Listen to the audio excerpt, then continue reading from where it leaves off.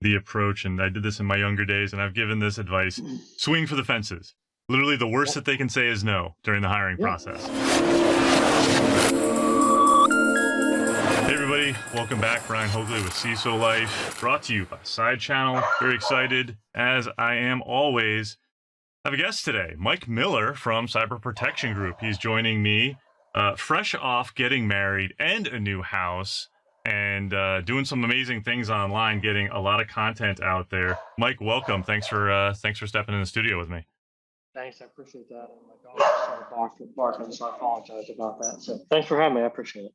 No, thank you. Thanks for jumping up. So, yeah, tell me a little bit about yourself. What's going on with your organization, Cyber Protection, and yeah, let's just start there.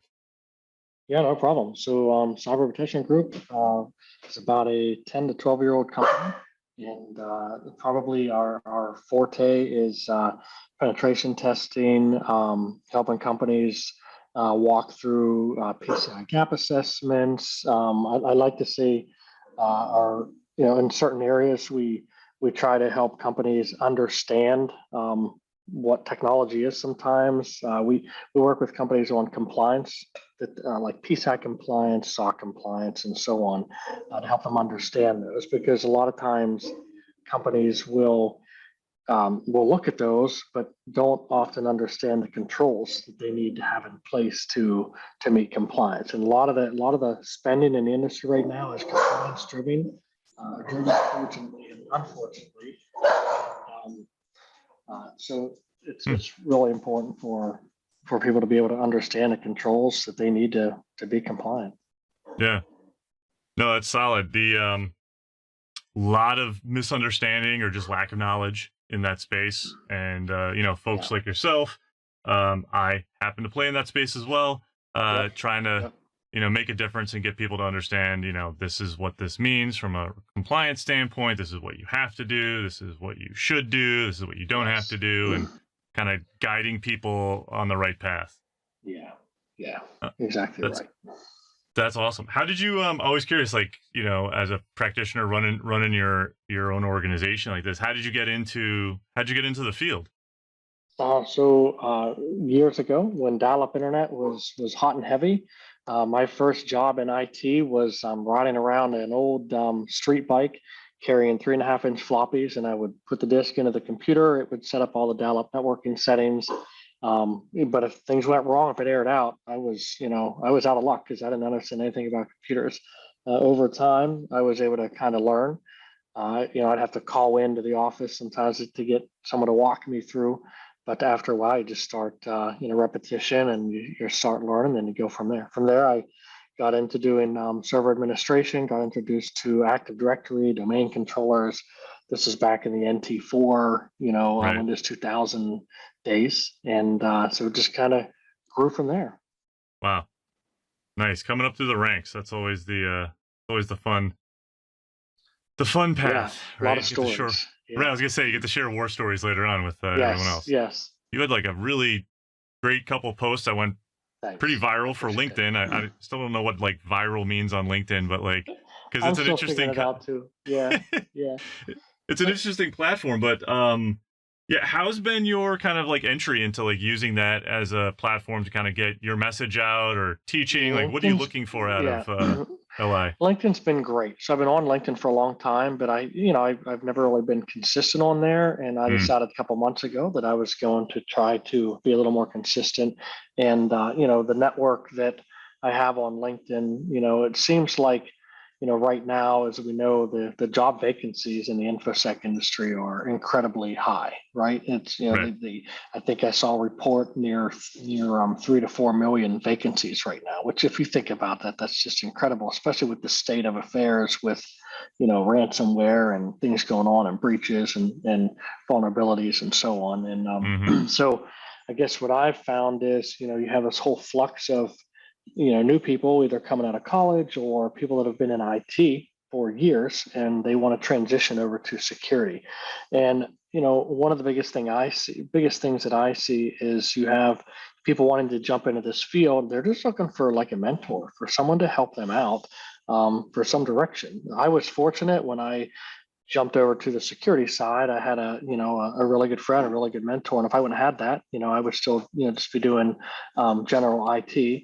And I wouldn't have, been lucky enough to kind of get on this side. And on LinkedIn for me, it's crazy. So I made this couple posts to try to, to try to let people know, hey, I'm there. I'm happy to help because it's, I've been in this industry now in IT now for close to 25 years. Mm. And, so we need new people coming into the field, and this is a different beast.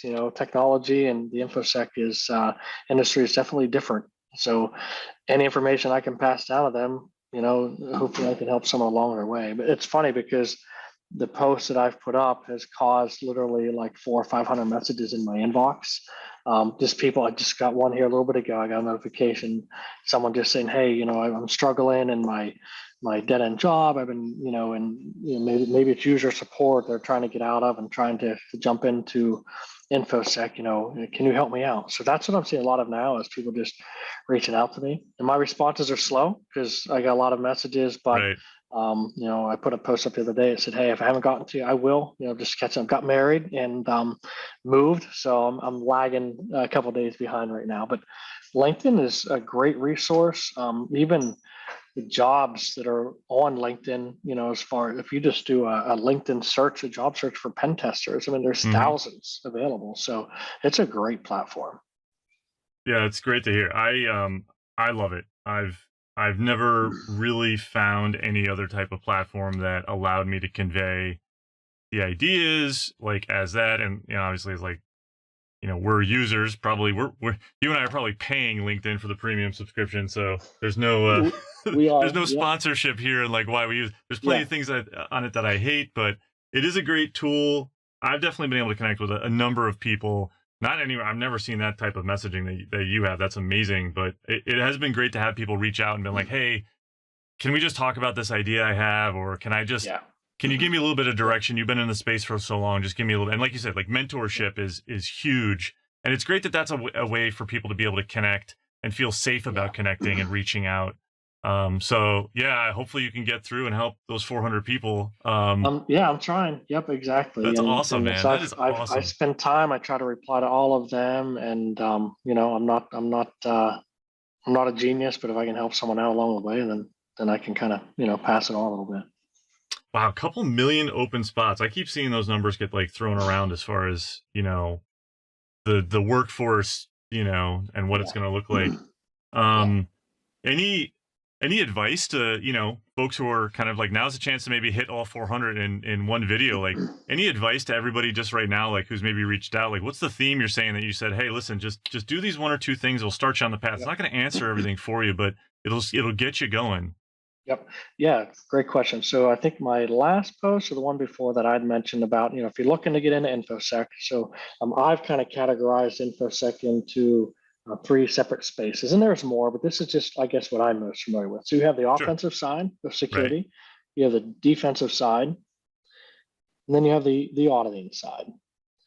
So what's the So one? the auditing side, Oh yeah. Oh yeah. yeah.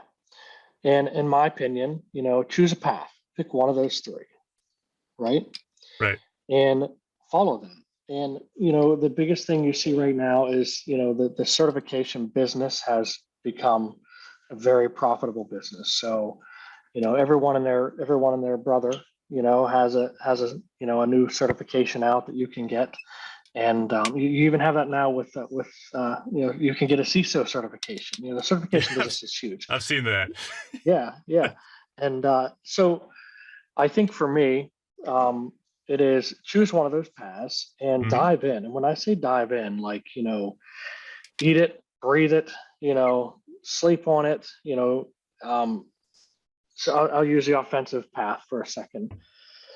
I had in one of my posts, learn the language of the offensive side, learn some of the industry standard tools. You don't have to, Right. if you're maybe someone in college or someone that, maybe doesn't have a ton of money to go out and invest in self-education and so on. Dive in, YouTube, Google, learn some of the industry standard tools such as learn Kali, learn Nmap, learn OpenVAs, for offensive scanning and penetration testing and so on, and be able to speak to those, to be able to walk into a room and have like a half intelligent conversation about the offensive side. Or if you're going to dive into the defensive side, learn tools such as Wireshark, learn how to read packets, learn things like that. So you understand when you visit a website online, what happens, what happens from point A to point B as this packets are being sent back and forth.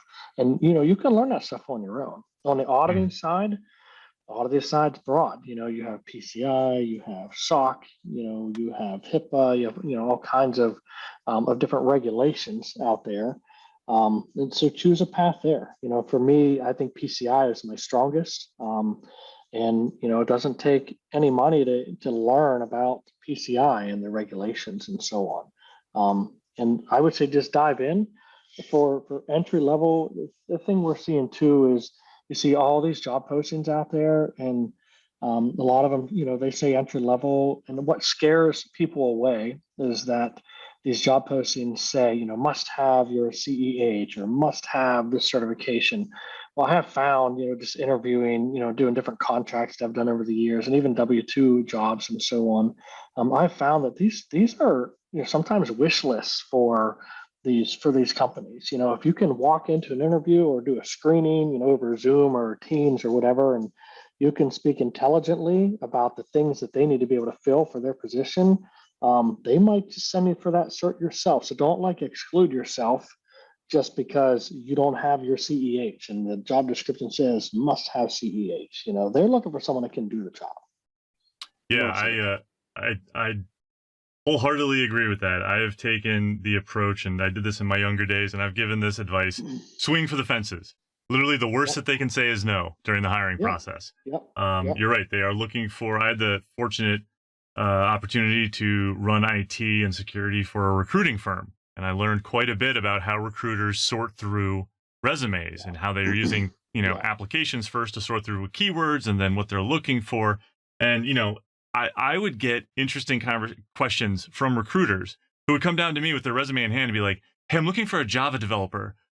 Does this guy do that?" And I'm like looking at this like, "No, it does. Does it say Java on there? Like, he does development, but like that's not gonna." So try to think about recruiters as helping them understand what you do, especially when you go for those jobs, not just like answering the mail. It can't be transactional. I think when people look for the jobs and they go start job seeking, especially when you're going for your first role, they see it as this transactional thing. I throw my resume into the ring and I hope it's the best one and I win. And the reality is you need to almost like figure out who the recruiter is, reach out to them, talk to them, position yourself, position your resume. You need to invest the time and bring your resume and who you are to life to them. It's not this like throw it in and hopefully they'll call you because you're the best qualified. Yeah. LinkedIn has been great. I mean, I've gotten so much work off of LinkedIn. And, so for one, if you're new trying to get into this industry, build a profile out, have a strong LinkedIn profile. That's one of the first things I would suggest. And then build a network, build a network of people. You don't have to have a ton of followers. When I made my post here, 2 or 3, I think 2 months ago, I had maybe, I don't know, 600 or 700 followers. It just kind of blew up from those posts. But, you comment on people's stuff, comment on their posts, kind of, this industry, a lot of it too, to get a job in this field or to be successful in this field is even some self-branding, make yourself known, out there. The InfoSec community is small. So network on LinkedIn, try to be a thought leader or some type of contributor to post valuable content. And a lot of times, people will reach out to you just because they find recruiters are looking really hard on LinkedIn, of course. And, that profile is really important. So use it. Yeah, definitely. Update your URL. You have a ability to update and change your personal URL. So it's not this like your name and some weird long number at the end. Like do that little thing, put a professional photo in there, update your header, put in a description about who you are, make it robust. Like take a look at my profile, take a look at Mike's profile, don't copy and paste what's in there, but like take a look at how those are built and try to structure those. I want to believe that mine's actually a pretty decent one. I've raised a pretty good following over the last 2 years. You want to talk about personal branding? It's really nice. Yeah. That's how you have to do it. You have to sell yourself to who you want to go work for. Yep. And they might not hire you because you have, because you are the, if you're looking at a pile of resumes, right? You have that guy that's maybe super smart and technically beats everybody out of the water. But if you have a little bit of a personality, you're a likable person, and you people see that you're trying to help others or contribute. Those soft skills are very, very important. Huge. You spend more time with the people you work with than those that you love. You're exactly unless you work with your wife or your husband.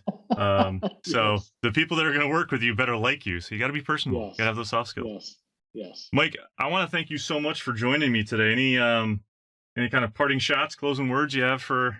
I try to mentor people getting into this field, and feel free to reach out to me. I will answer your messages, but stay. All the naysayers, stay positive, stay persistent.